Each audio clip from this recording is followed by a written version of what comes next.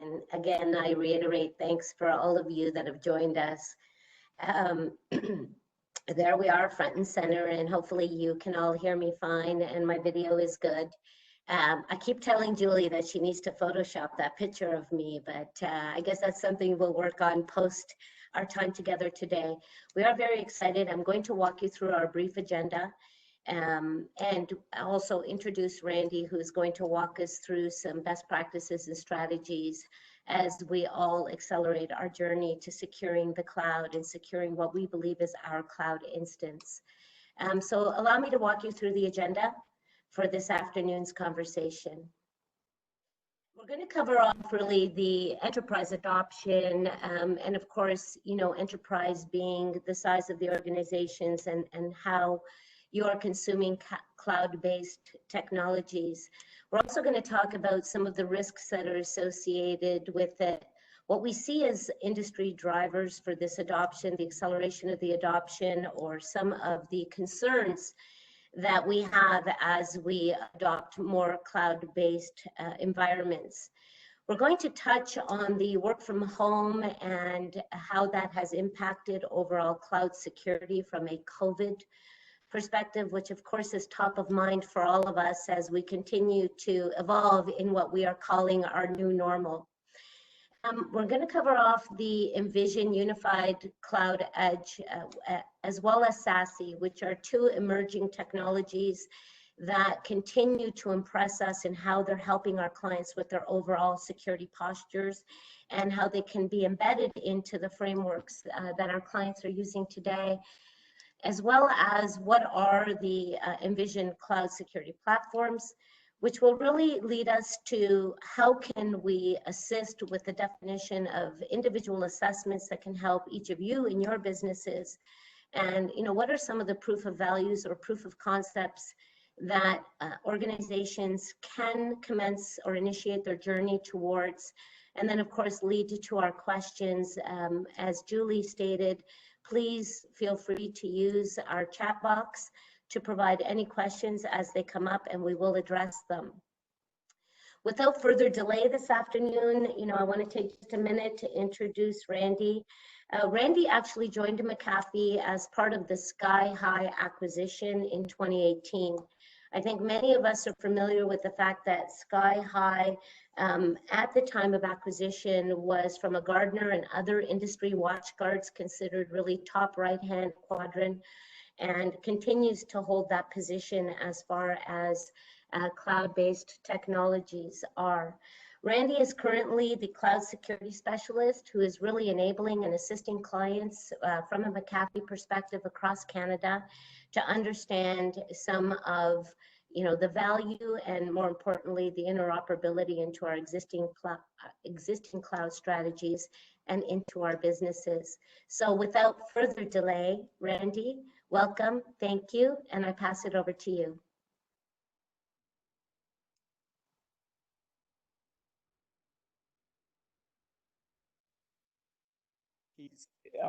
He's on the webinar, and if you do have some questions that can be quickly and easily answered, Derek will do that in the chat forum, but we'll also have time at the end to address any questions that might require a lengthier conversation. So let's just jump right in and chat for a little minute about cloud adoption, and really one of the questions I get most is, what are really some of the key concerns that I need to be thinking about? Because I think every organization knows, what some of the key drivers are in terms of utilizing SaaS applications because of the business agility, taking use of public cloud infrastructure that is growing at a tremendous rate. I think it's something like 30 to 35% a year. The likes of Amazon and Azure continue to grow. But if we start and take a look at the left-hand side of this chart, one of the the basic things and where this evolved out of the whole idea of cloud security really became helping customers simply understand what cloud services their employees were going to before there was even a broader adoption of public cloud infrastructure and broader SaaS applications. So this is people either going to these applications for either just personal use, or in some cases it's business convenience. But unfortunately, some of those free cloud services that somebody might go to take advantage of maybe just converting a simple PDF document into a Word document to work with, they don't necessarily read the fine print that says by the cloud service, we take ownership of your data and we can repurpose it any way we want for any data that you put through the site. So somebody just trying to do something for business convenience has inadvertently created a potential security breach. So getting visibility to all of those cloud services that are being accessed and understanding which ones are high risk so that you can block or coach users away from those becomes kind of a key requirement. And then as we look across the other areas for both SaaS and IaaS, there become issues now with making sure that that data in your DLP policies follow that data wherever it resides within cloud services. And then one of the biggest areas that is resulting in a significant number of security breaches is simple misconfigurations within public cloud environments that result in something potentially being left publicly available in publicly available storage, resulting in a major breach. And then now specifically, I'll talk about this in more detail, the idea that people are now in situations with work from home where they might be working from home on personal devices accessing those corporate cloud services, and how do we ensure that data stays protected even if somebody is accessing those cloud services from personal devices. Adding to this challenge is really the impact of work from home that COVID has had globally. And we've seen a tremendous, really a tremendous impact. This data that I'm referencing, by the way, is based on the more than 30 million users of the Envision cloud security service that we have using this platform today. And what we've seen is a 100% increase in the number of users on unmanaged devices accessing those corporate cloud services. That brings up a potential security risk if you do not have a security solution in place to ensure that data can't be downloaded, especially sensitive corporate data, can't be downloaded onto that personal device. Because if that personal device is lost or stolen, or potentially that person leaves the organization, that then creates a pretty big security risk. As you might expect, there's been actually a decrease as so many people are working from home. So the number of people going from enterprise networks into cloud services has reduced.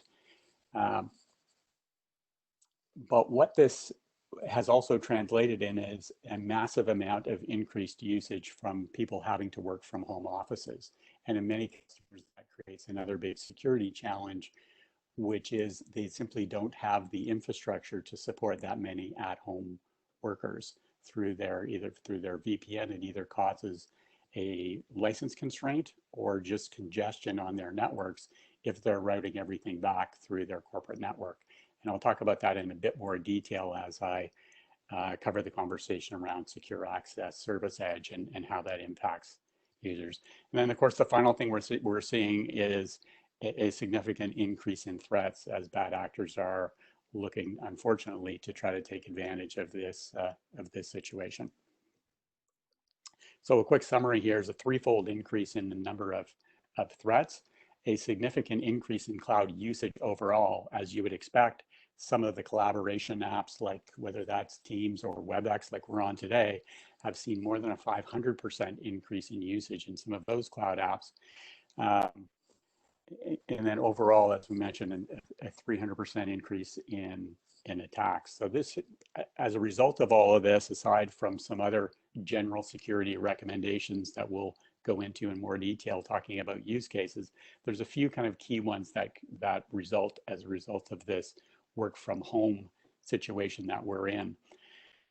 The first one being that, really the old corporate perimeter kind of no longer exists. Once somebody is in a corporate cloud service, whether that's Office 365 or something else, if they can share that information out of the cloud service, that information becomes shared via cloud to cloud.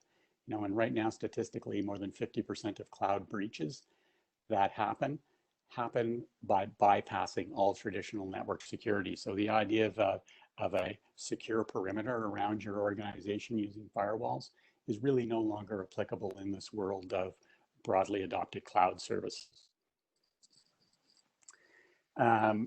Secondly, the idea of the challenges around the traditional hub and spoke network where anybody who is a remote worker VPNs in.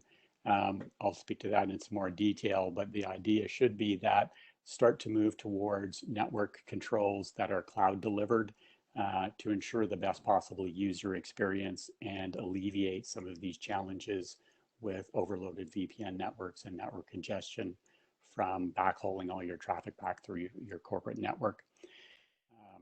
Being able to distinguish between managed and unmanaged devices to make sure that your cloud policies are device-centric becomes an important thing to do. And then lastly, looking at a unified platform. I think all organizations with security are struggling with the idea of tool sprawl and trying to get point solutions to address, each different application you take on or each different security requirement starts to become an unmanageable challenge looking forward as more and more cloud services get adopted. So the recommendation here is look for a security platform that can be enabled and expanded across all of your security solutions. So how does McAfee help our customers with this kind of big challenge? And the answer is with Envision Cloud. So Envision Cloud used to be what we referred to as Sky High Networks before the acquisition. So this really now becomes your trusted control point to give customers visibility to all cloud services that are being accessed, from the shadow IT services to visibility and in terms of what exact activity is happening within all your sanctioned cloud services. And then also visibility not only into activities that are happening, but how your environments are set up within your IaaS environments to make sure they're compliant with CIS level 1 and 2 benchmarks for best practices for security configurations within public cloud infrastructure, and really looking at that configuration and vulnerabilities down to and including at the container level within public cloud environment. And then also the ability to reach out and allow access for managed and unmanaged, both managed and unmanaged devices. So unmanaged devices when they're off of the corporate network, as well as unmanaged devices going into those cloud services and providing the appropriate protections. So that really, what I just spoke about kind of addresses what we would refer to as the CASB or Cloud Access Security Broker challenges around cloud services. But according to Gartner's Secure Access Service Edge framework, there's really 3 major control points, and CASB is definitely one of the key ones to protect all of that, all of the things I just mentioned. But the other 2 control points are the control point for web access and web protection. And then finally, the other area where data is residing is in fact at the endpoint itself. So protection at the endpoint to make sure that if somebody has data stored on that corporate device, they simply can't just plug in a removable media or removable hard drive into a USB port and exfiltrate that data. So this idea of these 3 control points being managed under a single console with a single management framework and basically the single pane of glass to give you visibility to all of your cloud services, to all of your web activities, and as well as down to the endpoint. And the idea being that you can put this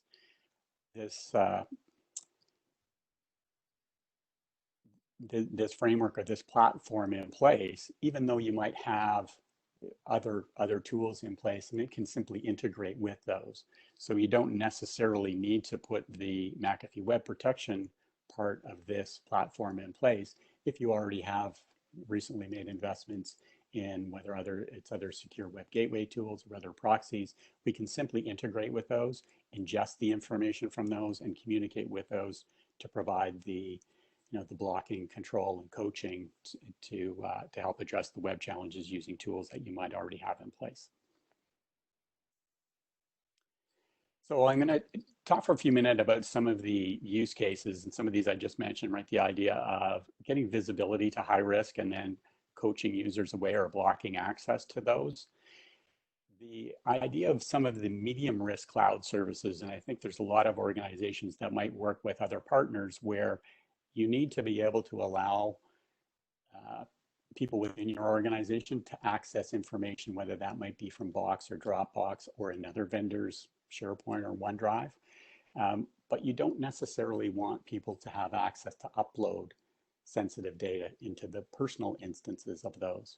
So you can put controls in place to allow people to still have access to certain permitted applications, yet prevent them from actually uploading content to those. So they can still function doing the download activities they need, but block uploads to access.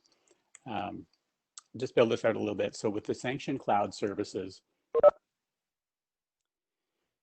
we're really now looking at being able to differentiate between perhaps a personal instance, whether that's a personal instance of G Suite or Office 365, and allow full access to the corporate device, but maybe put some controls in place for people accessing their personal cloud service.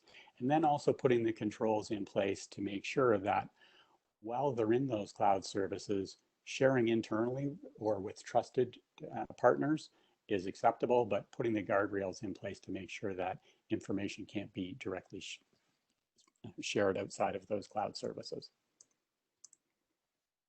I mentioned the idea about the endpoint protection and protecting from removable media, and then the appropriate email controls also being in place. So block information in real time before it ever leaves the organization, whether that's content embedded within the email, attachments, or even potentially a publicly accessible shared link being emailed. So an important thing to realize as you look at all of these, it really requires what we would refer to as a multi-mode architecture to be enabled to deliver on all of these various use cases. So API integration is fundamentally required if you wanted to do something like do a scan of data that's already at rest within a cloud service. So if you want to find out, is the data that's already being stored within my AWS, Azure, or even Office 365 environments compliant?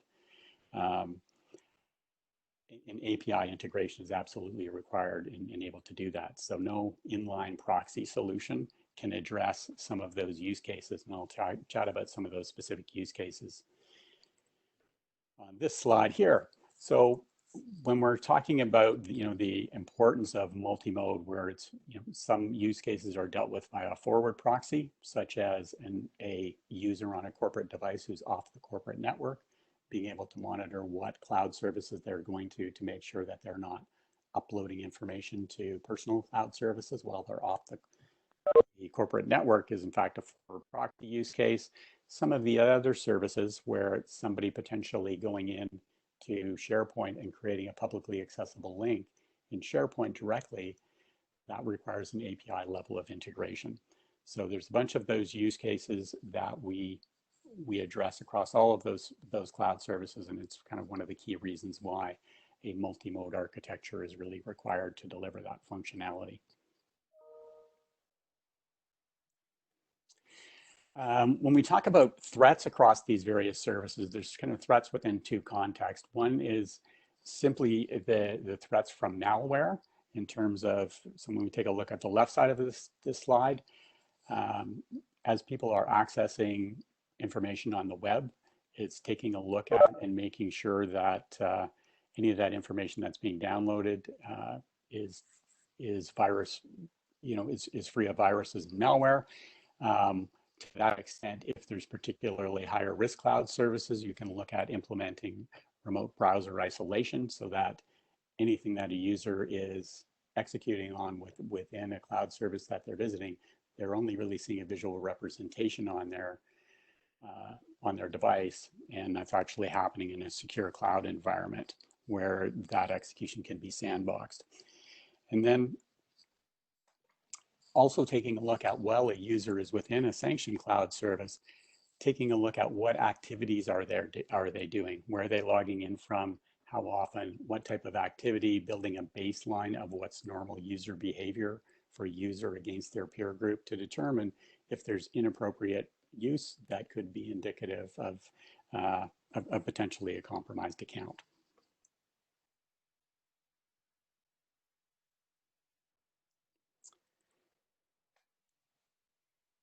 So taking the SASE framework idea of secure access service edge, we're really kind of starting from an organization, and it's really, I think, pretty insightful for Gartner having come up with this, because it's so applicable right now to the situation we're in. And one of their recommendations is really moving away from this type of architecture. So the solution that we're talking about with Envision Cloud, we can certainly fit into this architecture if this is what organizations have today. But the recommendation is really, there's a lot of costs associated with this to have the VPN appliance in place, costly MPLS networks. There's really no support for unmanaged devices, so it doesn't lead to the most optimal user experience. And that can all be enhanced by moving more towards this type of model, which is a direct to cloud environment where you have a cloud native security solution to be able to help enable this. Helps you reduce your costs of MPLS networks, as well as reducing the costs associated with a large amount of VPN traffic. We've run into a situation now where some organizations, although they don't have the appropriate cloud controls in place, simply to be able to allow workers to function properly, they've had to turn off that VPN capability because they simply don't have the capacity. But now they've opened themselves up to some other security risk, cloud security risks. And I mentioned the idea of improved user experience that comes from basically not having to backhaul all of that traffic. And in addition, to allow users where applicable to utilize their personal devices, but put controls in place to make sure that no sensitive data can be downloaded to that personal device. So I'll talk for just a minute about public cloud infrastructure, because it's really one of the key areas that all organizations are moving to. Whether that's with AWS, Azure, Google Cloud Platform, or Google Cloud Platform, there's numerous security issues in terms of, the first one that we mentioned being simply misconfigurations. One of the others is the beauty of cloud is that it's really fast, really easy to set up. Somebody can put in a credit card number and they can have an environment spun up, operating and available within 10 minutes probably. But one of the challenges is that it is all of those same things. It's so easy to start off that it's resulted in basically unauthorized or rogue instances of public cloud infrastructure being used within organizations. So helping organizations detect that and put controls in place around that, as well as monitor who's accessing that, when and where they're accessing it from, and making sure that any data that's stored in there is compliant with your data policies and also free of malware. So we're really helping organizations address all of these key cloud security use cases for their public cloud infrastructure environments.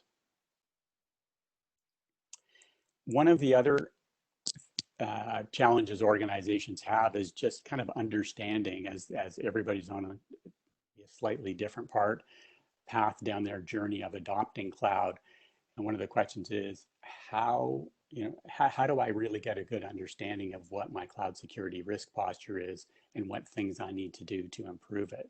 So within this Envision Cloud Security Platform comes a security advisor dashboard. And this helps organizations really kind of understand what level of visibility do they have today and what level of control do they have today of their cloud services, and then gives them detailed reporting. So you can see on the top slide here, it's somewhat like a Gartner Magic Quadrant. Most organizations, when they first implement this, are going to be in the bottom left quadrant.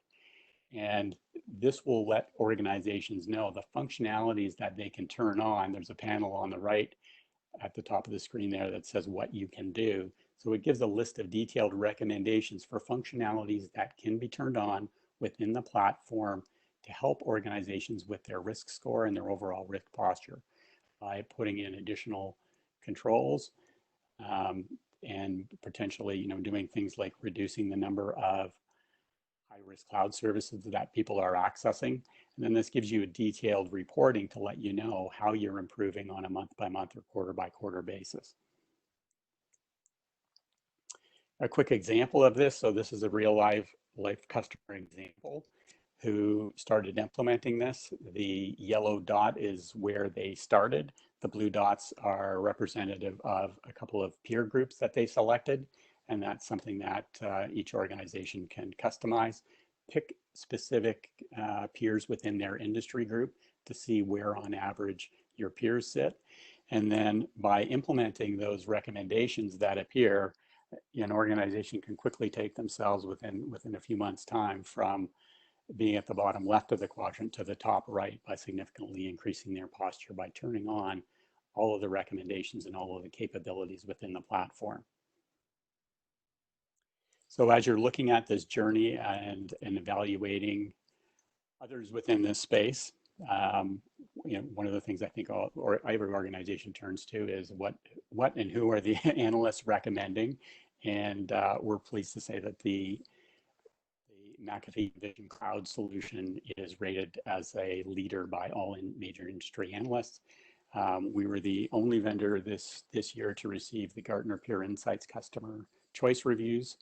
And that's something that's available for you to go online and look at all of those reviews. We're very proud of that because that actually comes from customers who are users of the platform providing reviews that Gartner makes those awards based on. So a lot of information coming at you in a pretty short time, but I wanted to be sensitive to the amount of time that we've allotted as just 45 minutes for this.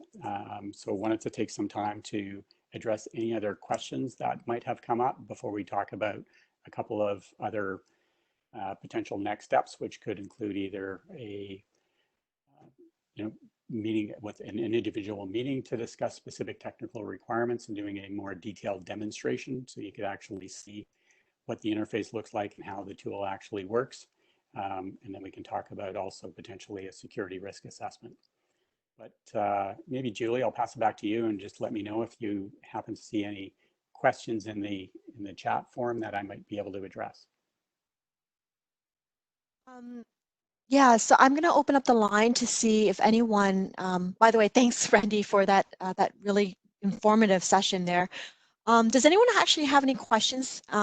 You are on mute, so if you do have a question, I welcome you to unmute yourself and ask anything that you may have. I did get one private, a question that was sent privately to me, and the question is, there are many cloud services, provide native security tools. So why not use those? And that's, so Randy, do you have any insights into that question? Sure, happy to address that question, and it's a question I've heard multiple times, so I think it's a common question that probably most of the people on the webinar might have.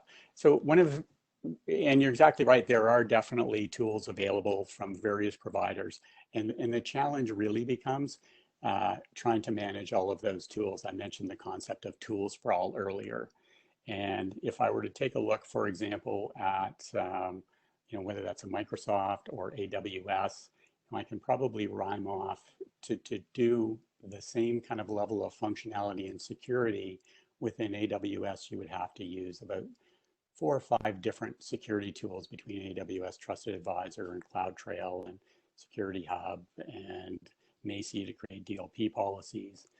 In a similar environment with Microsoft, you'd be using multiple tools, multiple consoles, multiple interfaces.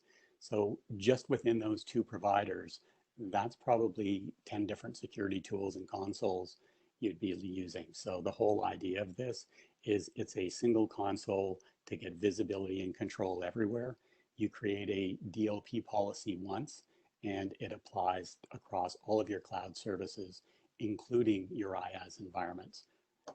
And that provides customers a tremendous amount of security operations benefits. So I hope that addresses the question as to why this becomes a valuable tool for a security operations perspective. And another one actually, that I've heard a lot about, and I thought maybe I would ask the question is, what is the effort required to have a cloud assessment completed? So another great question. So let me flip to the next slide here, because what we've talked about is a couple of things. One is doing you know, basically having an individual meeting, and the second one is doing this cloud security assessment. And the cloud security assessment, it really does not take that long. It just depends. You know, it's one of these answers where it kind of depends. So let me give you the bookends. The bookends might be, it can be done in an hour if you wanted us to basically set up a tenant environment, do an API integration into your IaaS environment, run an assessment to let you know if you're compliant against best practices for how that environment is configured. That is something that can be done in less than an hour. Quick example, we did that for one customer. Took us about 15 minutes to complete the API integration. We ran a scan. 10 minutes later or so, they had the information, and we were able to show them that they had actually over 300